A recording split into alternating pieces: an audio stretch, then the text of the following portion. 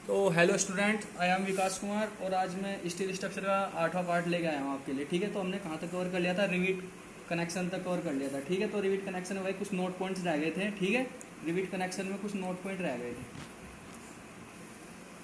Rivet connection, तो जो मैं रिविट कनेक्शन ले रहा था, ठीक है भाई, जो रिविट कनेक्शन क्या होता है, देखो इसमें हमें पता होना चाहिए कि रिविट क्या होता है। रिविट क्या होती है? एक मेटालिक मतलब डक्टाइल मेटल पिन होती है। ठीक है, जिसका यूज कहाँ किया जाता है?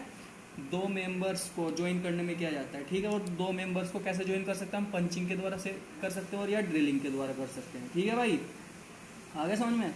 और जो भाई रिविट की जो लेंथ है स्लाइटली मोर देन रखते हैं। वो क्यों रखते हैं? मतलब रिविट की जो लेंथ है ना स्लाइटली मोर देन रखते हैं। किससे? जैसे दो प्लेट मुझे क्या करनी, कंबाइन करनी, ठीक है, जोड़नी है। तो जो रिविट की लेंथ होगी ना, इन दोनों प्लेट की थिकनेस से क्या रखते हैं? थोड़ी बाहर रखते हैं, जिससे कि नीचे से हैमरिंग करे और वो फैल जाए और एकदम से निकले ना। ठीक है, तो तीसरा पॉइंट हो गया। और जो भाई हम रिविटिंग करते हैं, ठीक है, रिविटिंग में नॉइस पोल्यूशन क्या होता है? बहुत ही ज़्यादा होता है। क्या होता है? नॉइस पोल्यूशन क्या होता है? ये डिमेरिट्स है भाई इसकी। ठीक है, ये क्या होता है? नॉइस पोल्यूशन क्या होता है? बहुत ज़्यादा होता है। तथा रिविट के कनेक्शन बनाने के लिए स्किल्ड लेबर की ज़रूरत होती है भाई। ठीक है, स्किल्ड लेबर की ज़रूरत होती है। ठीक है, और जो हमारे पास जो IS कोड 800/2007 है, इसमें रिविट का क्या नहीं किया गया भाई?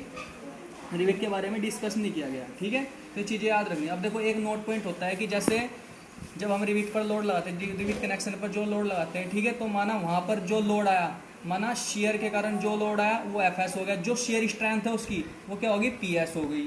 ठीक है भाई, प्लस माना जब लोड लगा तो माना रिविट में जो टेंसाइल लोड है वो कितना हो गया? FT हो गया। और जो रिविट की जो टेंसाइल कैपेसिटी वो कितनी होगी? PT हो गई। तो इन दोनों का जो समीशन होगा ना, ये लेस देन हो जाए 1.4 से। तो ये सबसे इंपॉर्टेंट प्रॉपर्टी है। ठीक है भाई, आगे समझ में। अब देखो कुछ एक नोट पॉइंट है, नोट पॉइंट करके नोट पॉइंट। एक तुम्हारा क्वेश्चन आ रखा था कि रिविट में कि जब हम रिविट की जब रिविट में जो पिच को मिनिमम रख लेते हैं 2.5 × D रख लेते हैं, तो एफिशिएंसी कितनी होती है? तो भाई मुझे पता है कि जब पर पिच लेंथ हम क्या निकालते हैं? एफिशिएंसी निकालते हैं। क्या होता है? P-D/P × 100 ये होता है। तो एफिशिएंसी P का मान कितना? 1.5D-2.5 × D × 100। ठीक है, तो कितना जाएगा? 1.5/2.5 D से D कट गया गुना 100, तो n बराबर कितना आएगा भाई? 60%। ठीक है, तो ये इसका आंसर हो गया। ठीक है, अब देखो नेक्स्ट टॉपिक हमारे पास बोल्टेड कनेक्शन। नेक्स्ट टॉपिक कौन सा हमारे पास? Bolted connection. ठीक है, पहले हम क्या कर रहे थे? रिविट कर रहे थे, मतलब दो प्लेट को ज्वाइन करने के लिए किसका यूज कर रहे थे? रिविट का यूज कर रहे थे। लेकिन अब किसका यूज करेंगे? बोल्ट का। ठीक है, तो बोल्ट आपको पता है क्या होता है कि बोल्ट एक क्या होती है? मेटल पिन होती है। ठीक है, जिसका एक एंड पर क्या होता है? हेड होता है, तथा दूसरे एंड पर जो क्या होता है ना, जो सैंक होता है, सैंक पे क्या होता है? थ्रेडेड होते हैं। मतलब इस टाइप से देखो, ये क्या हो गया? ये हेड हो गया। ये हेड किसी टाइप का हो सकता है। ठीक है, हेक्सागोनल शेप का हो सकता है, स्क्वायर शेप का हो सकता है। और ये क्या होता है? सैंक। और सैंक पे क्या होता है कि थ्रेडेड होते हैं इस टाइप से, देखो इस टाइप से। तो इसको क्या बोलते हैं भाई? सैंक बोलते हैं। क्या बोलते हैं इसको? सैंक बोलते हैं। इसको क्या बोलते हैं? हेड बोलते हैं। और इसे क्या बोलते हैं? थ्रेडेड। ठीक है, आगे समझ में। माना इसका जो नॉमिनल डायमीटर, जो सैंक का नॉमिनल डायमीटर क्या होगा? स्मॉल d हो गया। अगर कोई पूछ लगे बताओ सैंक का एरिया कितना होगा? ASB, तो π/4 × D² होगा। लेकिन कोई पूछने लगे जो ये जो होता है थ्रेडेड एंड का जो रूट पार्ट होता है, इसका एरिया कितना होता है? तो इसका कितना हो जाएगा? 0.78 × π/4 × D²। ये मैं अभी आपको आगे बताऊंगा। ठीक है, तो ध्यान रखना भाई, जो हमारे पास जो बोल्ट होते हैं, बोल्ट वो 3 प्रकार के होते हैं। ठीक है, कितने प्रकार के होते हैं? 3 प्रकार के। नंबर 1 कौन सा होता है? अनफिनिश्ड बोल्ट हो गया। अनफिनिश्ड बोल्ट हो गया, जिसको क्या बोलते हैं? ब्लैक बोल्ट भी बोलते हैं भाई इसको। क्या बोलते हैं इसको? ब्लैक बोल्ट भी बोलते हैं। दूसरा कौन सा हो गया? फिनिश्ड बोल्ट हो गया। दूसरा कौन सा हो गया? फिनिश्ड बोल्ट हो गया। इसे क्या बोलते हैं? टर्न्ड बोल्ट भी बोलते हैं। ठीक है, चौथा कौन सा होता है? HSFG, high strength friction grip bolt. ठीक है, इसको क्या बोलते हैं भाई? High strength friction grip bolt, ये इसकी फुल फॉर्म होती है भाई। ठीक है, HFG की। ठीक है, तो सबसे पहले हम क्या पढ़ेंगे? ब्लैक बोल्ट के बारे में पढ़ेंगे। ठीक है, तो भाई देखो जो चीज़ मैं बोल रहा हूँ ना, उन्हें नोट करनी है आपको। ठीक है, क्योंकि मैं लिख नहीं सकता ना इतना ज़्यादा। ठीक है, आगे समझ में। तो देखो ब्लैक बोल्ट में पहला पॉइंट क्या लिखोगे कि ये भाई माइल्ड स्टील से बनाए जाते हैं। माइल्ड स्टील क्या होती है? Fe 250 का जो मटेरियल होगा ना, उससे जो बोल्ट बने उसे क्या बोलते हैं? ब्लैक बोल्ट बोलते हैं। ठीक है, जो इनका हेड होता है, हेड जो मैंने तुम्हें बताया था, ये वाला ऊपर वाला, ये क्या होता है? स्क्वायर होता है और हेक्सागोनल शेप का हो सकता है। हेक्सागोनल समझ रहे हो भाई? इस टाइप से। हाँ, किस टाइप से? हाँ, नहीं, इस टाइप से नहीं, इस टाइप से 1 2 3 4 5 6 इस टाइप से भाई इसका ऐड हो सकता है। और क्या हो सकता है? स्क्वायर हो सकता है और सर्कुलर हो सकता है। ठीक है, तो इस प्रकार के बोल्ट को क्या बोलते हैं, ब्लैक बोल्ट बोलते हैं, ठीक है। और जो इनका सैंक होता है वो क्या होता है, अनफिनिश्ड होता है। अनफिनिश्ड मतलब क्या होता है, अनफिनिश्ड मतलब रफ, ठीक है। तो इसलिए इनका यूज ना लाइट स्ट्रक्चर में किया जाता है भाई। लाइट स्ट्रक्चर जैसे ब्रिज हो गया भाई, क्या हो गया, BRIDG, ब्रिज हो गया, ठीक है। ब्रेसिंग हो गया, ट्रस हो गया, ठीक है। टेम्पररी स्ट्रक्चर हो गया, ठीक है। Under the static load, under the static load मतलब भाई केवल सेल्फ वेट के कारण, ना कि डायनेमिक लोडिंग। जब डायनेमिक लोडिंग होगी, कहीं किसी स्थान पर डायनेमिक लोडिंग आएगी, तो वहाँ पे जो स्टील स्ट्रक्चर बनाएंगे, जो उनके कनेक्शन बनाएंगे, तो हम ब्लैक बोल्ट का यूज नहीं करेंगे। वहाँ हम किसका यूज करेंगे, HSFG का यूज करेंगे, ठीक है मेरे भाई। अब ठीक है, आगे यहाँ तक समझ में। और जो भाई ये मैंने बता दिया, ठीक है, जो ब्लैक बोल्ट से दो ब्लैक बोल्ट के द्वारा जो कनेक्शन होते हैं, ठीक है, वो इम्पैक्ट लोडिंग, फटीक और डायनेमिक लोडिंग से सब्जेक्टेड नहीं होने चाहिए। डायनेमिक लोडिंग जैसे अर्थक्वेक लोड आ गया, ठीक है, जो टाइम डिपेंडेंट होते हैं, ठीक है, उन्हें क्या बोलते हैं, डायनेमिक लोड बोलते हैं भाई, ठीक है। इम्पैक्ट मतलब एकदम इम्पैक्ट मारा मैंने, ठीक है। अपर जैसे ये क्या है, मेरे पास कोई लोड है, ठीक है, एकदम से ऊपर से छोड़ दिया मैंने, तो इस पर क्या लगा, इम्पैक्ट लगा, एकदम से अचानक से लोड लगता है, उसे क्या बोलते हैं, इम्पैक्ट लोड। साइक्लिक लोडिंग किसे बोलते हैं, साइक्लिक लोडिंग जैसे सबसे पहले मैंने किसी स्ट्रक्चर पर लोड लगा दिया, ठीक है, 0 से 100 किलोमीटर का लगा दिया, फिर एकदम से हटा दिया, फिर एकदम से 100 का लगा दिया, फिर एकदम हटा दिया, फिर एकदम लगा दिया, फिर एकदम हटा दिया, ठीक है। तो इस प्रकार की लोडिंग को क्या बोलते हैं, फटीग लोडिंग बोलते हैं भाई, ठीक है। आगे समझ में आते भाई।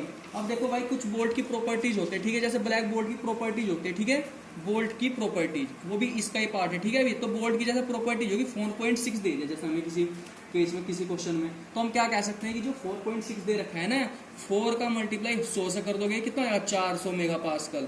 तो इसका मतलब क्या है कि ये बोल्ट की क्या है, अल्टीमेट स्ट्रेंथ है भाई। ये बोल्ट की क्या होगी, अल्टीमेट स्ट्रेंथ। अगर हम 400 से मल्टीप्लाई किसी करते हैं, 0.6 करते हैं, तो कितना आएगा, 240 मेगा पास्कल। तो हम क्या कहेंगे कि उस बोल्ट की जो यील्ड स्ट्रेंथ है वो कितनी है, 240 मेगा पास्कल है। ये आपको याद रखना है, ठीक है, बहुत इंपॉर्टेंट पॉइंट है, ठीक है। अब देखो जैसे बोल्ट है, जैसे मेरे पास क्या होता था, मैं कंक्रीट में पढ़ा था, मेरे पास M20 होता था, M25 होता था, ग्रेड के कंक्रीट होते थे। इसी प्रकार बोल्ट का डायमीटर भी वेरी करता है। जैसे क्या कहता है, तुम्हें बोल्ट को कैसे डेजिग्नेट करते हैं, बोल्ट के डायमीटर को M16 दे दिया, M20 दे दिया, M24 दे दिया, तो ये जो 20 दे रखा है ना, मतलब क्या दे रखा है, इसका डायमीटर दे रखा है भाई, सैंक का डायमीटर। किसका डायमीटर दे रखा है, सैंक का डायमीटर, और किसमें, mm में दे रखा है भाई। आगे समझ में यहाँ तक। तो देखो भाई, एक नोट पॉइंट और लिख लो ब्लैक बोल्ट में। इस ब्लैक बोल्ट को क्या बोलते हैं, ऑर्डिनरी बोल्ट भी बोलते हैं भाई। इसको क्या बोलते हैं, ऑर्डिनरी बोल्ट भी कहते हैं इसको, ठीक है। इसका यूज कहाँ किया जाता है, बियरिंग टाइप कनेक्शन बनाने में। मैं आपको बताऊंगा बियरिंग टाइप कनेक्शन कौन से होता है और फ्रिक्शन टाइप कनेक्शन कौन से होते हैं, ठीक है भाई। आगे समझ में। अब देखो मेरे पास दूसरा बोल्ट होता है, दूसरा बोल्ट कौन सा होता है भाई, मेरे पास फिनिश्ड बोल्ट। कौन सा होता है, फिनिश्ड बोल्ट हो गया, ठीक है। तो फिनिश्ड बोल्ट में क्या होता है कि जो इसके द्वारा जो कनेक्शन होते हैं ना, मोर टाइट होते हैं, ठीक है, किसके कंपेयर में, जो ब्लैक बोल्ट बताया था मैंने आपको, ठीक है। जो फिनिश्ड बोल्ट के द्वारा जो कनेक्शन होंगे ना भाई, वो क्या होंगे, मोर टाइट होंगे, ज्यादा टाइट होंगे एज कम्पेयर टू द जो अब ये मैंने ब्लैक बोल्ट बताया था आपको, ठीक है। नेक्स्ट दूसरा पॉइंट क्या हो सकता है कि इसका यूज कहाँ किया जाता है, जहां पर कनेक्शन डायनेमिक लोडिंग से सब्जेक्टेड हो, ठीक है। फिनिश बोल्ट का यूज कहाँ किया जाता है, जहां पर डायनेमिक लोड से सब्जेक्टेड हो, ठीक है, कोई स्ट्रक्चर।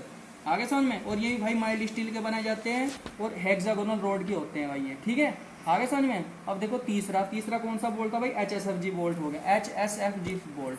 तो इसे क्या बोलते हैं, friction grip, high strength friction grip bolt बोलते हैं भाई इसको, ठीक है। तो ये सबसे खतरनाक बोल्ट होता है, बहुत अच्छी स्ट्रेंथ वाला बोल्ट होता है, क्योंकि इसमें जो कार्बन कंटेंट होती है ना, मतलब जिस स्टील से ये बोल्ट बनाया जाता है उसमें कार्बन कंटेंट क्या रखते हैं, मीडियम रखते हैं भाई, ठीक है। तो जो HSFG बोल्ट की जो क्लास है ना, वो 8.8 से 10.9 तक वेरी करती है। मैंने पिछले बताया था अभी आपको भी, ठीक है। ये क्या होता है, 8.8 क्या होता है, 10.9 क्या होता है, ठीक है। और ये क्या होते हैं भाई, लैक्स डक्टाइल होते हैं, दैट द ब्लैक बोल्ट, ठीक है। तो जो इन मटेरियल में जो वेल डिफाइंड जो क्या होता है ना, ये यील्ड पॉइंट नहीं आ पाता, ठीक है, क्योंकि लैश डक्टाइल होते हैं। तो हम क्या करते हैं कि इनमें क्या होता है, यील्ड पॉइंट नहीं आता ढंग से वेल डिफाइन।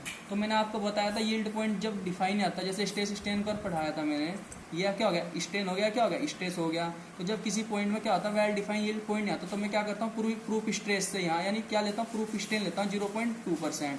तो इसे क्या करता हूँ, इसके पैरेलल से लाइन को खींचता हूँ, तो जहाँ पे कट करेगी तो ये वाला जो पॉइंट होगा इसे क्या बोलेंगे, यील्ड स्ट्रेस बोलेंगे। यही तो बताया था। लेकिन इस केस में क्या होता है कि यील्ड स्ट्रेस है ना, यील्ड स्ट्रेस यील्ड स्ट्रेस कितनी क्या होती है 0.7 type of the ultimate strain. तो इस केस में हमें माननी पड़ती हैं वैल्यूज, ठीक है। तो ये चीज़ें आपको याद रखनी चाहिए। Okay guys, thank you.